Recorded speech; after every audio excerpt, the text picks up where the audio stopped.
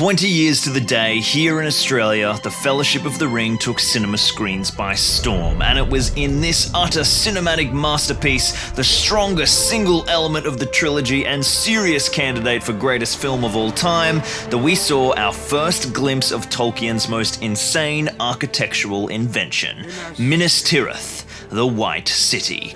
By the Return of the King's release 2 years later, audiences would be in awe of this incredible depiction of this mighty bastion of stone. In fact, the spectacle was so damn captivating that 20 years later, some insane person is currently attempting to build a true-scale replica at 28mm scale for Lord of the Rings wargaming.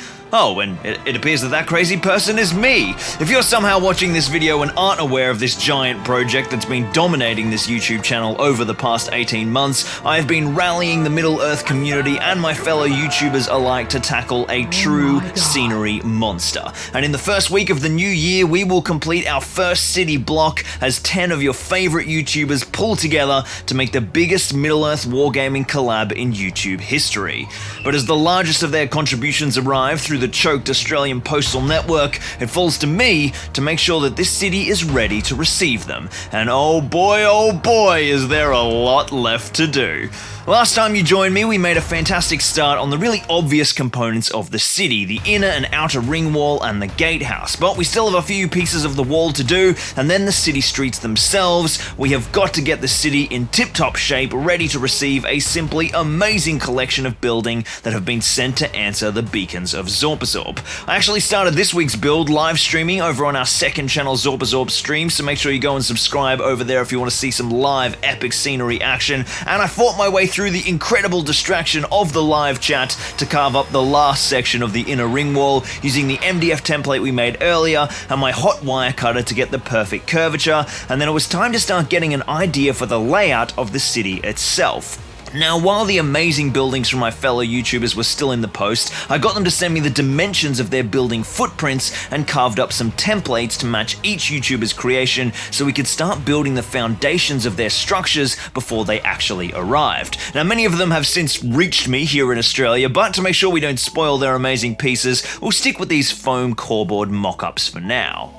So that's our city streets roughly planned out, but now we need to dive into full city planner mode because of course the walls don't look like this, they look like this. The inner ring wall is higher at its base than the top of the outer battlement because Minas Tirith is delved into Mount Mindolluin and winds up towards the top. So we've got to have a road that comes kind of snaking down from the gate, start lowering down to get to the outer gate of Minas Tirith. We need to have little terraces for all our buildings to sit on as they kind of working our way down that slope. There's going to be lots of little stairs and alleys. It's going to be a really complex bit of land forming. I think the easiest way to tackle it is to start at the outer wall and kind of work our way up and down at the same time. But the first thing we need to do is complete the outer ring walls. First up though, a big congratulations to JaxMap for scoring yourself the Witch King of Angmar with this top tier comment on my last build video. If you guys are enjoying the ridiculous scale of this Minas Tirith build, make sure you subscribe, like the video and comment the word Angmar down below and tell me what stupidly massive structure from Middle-earth or 40k you'd love to see me build on the channel, and you could win yourself another Witch King of Angmar to lead the forces of Mordor against the White City. Following the guide from almost 18 months ago, I smashed out the main components of another bastion and made another curved section of outer ring wall and then lined those up along the front wall, and now we have two ring walls that span the full 4 feet of the board's width. To start building up our mountain slope and city foundation, I threw down one sheet of 4-inch high polystyrene foam and roughly cut it to size and glued it down with some foam construction adhesive. We'll use this glue a lot in this build and it expands heavily as it cures, so you have to weight your pieces down or you are absolutely 100% going to have them move all over the place. Don't worry about the gaps, this isn't our top layer. With that piece down, I started mocking up the city a little more and decided I didn't want the city below to be fully level with the height of the outer wall. I need to start getting the streets down towards the ground level, so I knew that I was going to need some stairs for the outer wall. Luckily, back in April, I spent over a month carving some amazing stairwell pieces and making silicon molds so I could cast a whole bunch of replicas. It was a completely painless process and it went 100% according to plan. So knowing the height of my stairs, I now know the required height of my city street foundation. So I cut down some sheets of structural XPS foam using my outer wall MDF template to get the perfect curve to sit in nicely behind the wall and give my base layer of our city foundation. Before gluing the walls themselves to this foundation, I textured the rear faces only in the places where I knew they would be exposed, in between the stairs and a large elevated platform you'll see in a moment. I then glued all of these down using a combination of bonding methods, foam construction adhesive on all the horizontal faces and weld bond PVA on the horizontal joins in between some pieces, along with some wooden skewers. This combination allowed me to get great bonding across the whole wall and minimal expansion, shifting it as I can apply weight from the top, pushing down onto the expanding foam adhesive. Up next, I cut down some more sheets of structural XPS and cut down a plinth on the southern side, which really allows the battlements to flow straight up into a terrace that moves deeper into the city. A real feature of my planned layout is lots of little mini environments in the city to fight over: terraces, courtyards, alleyways, all joined by stairs and ramps climbing up the mountainside. Would you just look at this merch? Links down in the description. Massive to the point of stupidity, frankly. This is the first time I've been able to kind of properly see it at its right elevation. So it's supposed to be even another 2 inches up again to be screen accurate, but I've decided that that's going to be our final height because it's already so massive, and being too high means it's going to be really difficult to get the road sloping down through the buildings because the road's going to be too steep, which will be very difficult for playability. We can't raise the floor height of the lower level because we're working with these fixed resin stairwells and they have a certain height that we need to accommodate for to get to the top of the wall. So there's a lot of constraints to work around, and then somehow we're going to have to work out how to get all these buildings mounted into the landform as the road goes down through that decline. So we're going to have little boxes around the buildings, make little plinths that dig them into the landscape like little retaining walls. There's a lot to do. I think the next thing to do is actually to move to the back of the board, establish the new foundation and build the baseboard of this upper level, move around and join it through here so I'll have all the walls done, and then move in and target the city streets. To help begin the foundation of the second level, I started marking up the layout of the ring wall onto a sheet of structural XPS and then traced out the footprint of Eric's building from Eric's Hobby Workshop. Now, Ezza has made a really impressive structure with lots of different shapes, and I'm going to need to create a foundation for this building that continues down into the streets below. But first we need to make space for that stonework, so I hacked away some key material from the flat sheet. Now, the upper half of the board is proper massive, so we'll eventually mount this on a plinth, but for now we're just going to stick it down to a simple masonite baseboard, which we can elevate with some platforming later on. To minimize that weight as much as possible, we're going to use strips of polystyrene to bulk out the core of the landform, and then we'll mount our flat cut down sheet on top. Up next, we need to continue the fortification from the bastion and the northern wall down into the landform, so I carved up an extension of those two wall sections, matching the brickwork patterns to make it totally seamless and allowing me to build this into the landform, looking really immersive, and keep the rampart removable so I can use it with other boards. Up next was to build the foundation for Ezel Dezel's crazy building, so I traced his template out onto some 2-inch XPS foam and made 2 layers high. Ezel Dezel. And made a 2-layer high thick sheet to sink down into the mountainside. I then cut a bunch of offcuts of XPS core board and standard poly to create the rough foundation of the ramp down past the rampart base, and then set about working deeper into the slope by cutting away a bunch of that poly edging I'd already put down to make way for more terraces and stairs, and then decided that one of Dave's buildings from MS Paints would slot in nicely below Eric's behemoth. I made a little platform for Davey's, fully textured the sides, and glued it and all the foundations apart from Eric's into place.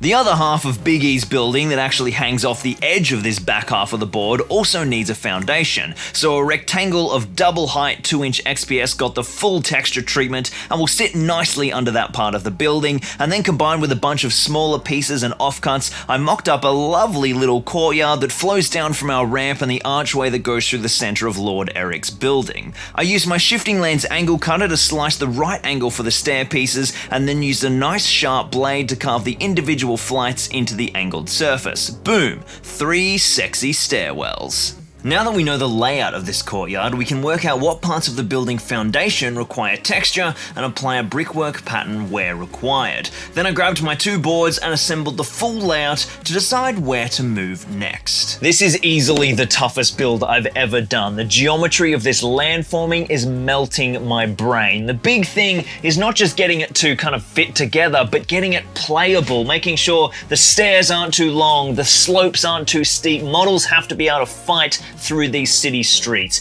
I think I've got a lockdown on the different elevations and the positions of the buildings. The next thing I'm going to do is continue out this terrace and make a little platform here underneath Andy's and Dave's second building, and then we're going to step down a little bit, another platform here for Raquel's, a courtyard here, extend the section underneath Eric's and bring those stairs down, and then curve down the main street to Ollie's building, and I think we're going to have a working, functioning city layout. Before we dive into the upper courtyard, I'm super excited to announce that to commemorate the White City truly taking shape, we are launching an awesome new piece of Zorpazorp merch, the White City Collection, designed by an amazing Australian artist and longtime supporter of the channel, Bo Preston. His work is absolutely sublime. I've linked his Instagram and a storefront where he sells some amazing prints down below. Please check out his work, it is incredible. And head over to zorpazorpmerch.com to check out these epic new threads. There's shirts, hoodies, other styles of shirts and hoodies. The offerings are just mental. So check out the White City Collection now, as well as our launch range and the Walking to the Pelennor Special Edition.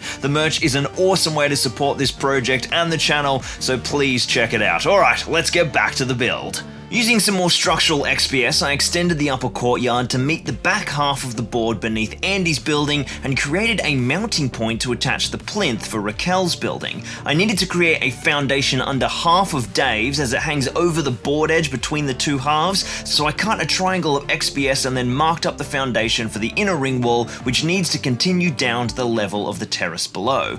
I cut away the XPS sheet beneath the wall, and where Andy's building won't be blocking the surface texture, I inserted a small section of carved foundation and then threw some stairs to descend from the level of the gatehouse down to our terrace. I also threw together a curious little stairwell from some off-cut pieces to access the back of Dave's building, as this has a door at either end. I textured the outer facing sides of Dave's plinth and then glued all of these elements in place, and I'm really happy with the layout. And that's actually all of the ground level structural work down for the back half of the board. So I decided to jump on another Zorpazorp live stream and show you guys the full process working out the brickwork textures. We explored these techniques in detail earlier this month using a textured roller and modeling compound, and the guys and girls in the live chat had a load of fun voting in polls to choose which street got what brickwork pattern, so we've ended up with a lovely mix of different flagstones creating some lovely detail. One of the real keys with this technique is to make sure there is never a section of compound with an exposed edge, or the thin layer can crumble away. So I made a whole range of foam edging, carving them into little detailed bricks to protect the brickwork, and once this is all sealed down with grout and matte scenic sealant, it will be rock solid for gaming. Back off stream, I decided to finish the brickwork on the upper terrace, but first I had a few fascia to carve to enclose the terrace in detail. One small section behind the stairwell, and then another large piece that sits between that stairwell and the foundation of Raquel's building. I then laid a whole heap of compound working in batches to make sure I got a really good impression of the detail, and then carved away the excess and glued down some more foam stripping to protect those flagstones. And now with the roads beginning to go down, the landscape of the city starting to take shape, I can finally see the light at the end of the tunnel. There is still one massive landforming job to be completed. The main street needs to slope down between Raquel and Papa Eric's and wind down past Ollie's and Dave's third building, as well as branching off right to the small courtyard below Raquel's and Benji's up on the terrace. I need to sculpt the huge cliff section around Andy's building, and then of course reveal and mount all the amazing buildings that have been sent by our incredible Fellowship of Crafters. But all of that is going to have to wait until next time. But this is it, folks, the great crafting of our time. The next video you will finally see the reveal of the Fellowship of the Zorp. In the first week of January, Gondor calls for aid, and YouTube will answer.